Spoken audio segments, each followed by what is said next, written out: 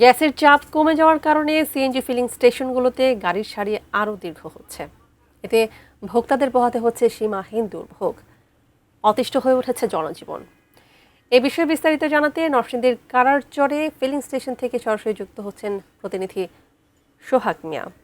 সোহাগ মিয়া, একটু জানাবেন কেমন দেখছেন সেখানকার অবস্থা? এখনো পর্যন্ত দীর্ঘ সারি ফিলিং স্টেশনগুলোতে ভোগান্তি পোহাতে হচ্ছে সাধারণ মানুষকে, কি বলছেন তারা? তানিয়া, ধন্যবাদ আপনাকে। আমি রয়েছি নরসিংদীর শিবপুর উপজেলার কারাচর একটি ফিলিং স্টেশনে।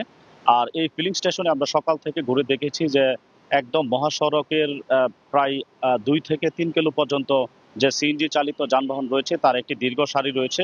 আর এখানে সিএনজি চালিত যে চালকরা রয়েছেন তারা বলছেন যে সকাল থেকে তারা গ্যাসের জন্য এখানে দীর্ঘ লাইনে দাঁড়িয়ে থেকে পর্যাপ্ত পরিমাণ তারা গ্যাস পাচ্ছেন না এবং তাদেরকে ভোগান্তিতে পড়তে হচ্ছে। এমনও হচ্ছে যে যারা সিএনজি চালিত যানবাহন চালান প্রতিদিনের যে জমার টাকা সেটিও তাদের উঠছে না। অর্ধেক বেলায় সিএনজি ফিলিং স্টেশনে থেকে তাদেরকে কাটিয়ে দিতে হচ্ছে এবং এই অর্ধেক বেলা থেকেও তাদের পর্যাপ্ত পরিমাণ যে গ্যাস পাওয়ার কথা সেটি তারা পাচ্ছেন না। আর পাম্প কর্তৃপক্ষ বলছে যে মূলত চাপ না থাকার কারণে পর্যাপ্ত পরিমাণ গ্যাস সরবরাহ করা যাচ্ছে না। যদি এই চাপ সংকটটা যদি কেটে যায় তাহলে চালকরা যে গ্যাসের প্রত্যাশা করছেন সেটি দেওয়া সম্ভব হবে।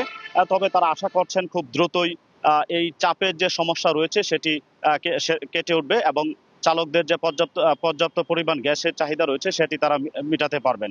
আর চালকরা দাবি জানিয়েছেন যে যদি এভাবে কয়েকদিন ধরে চলতে থাকে এই সমস্যা তাহলে তাদের রুটি রুজি কমে যাবে।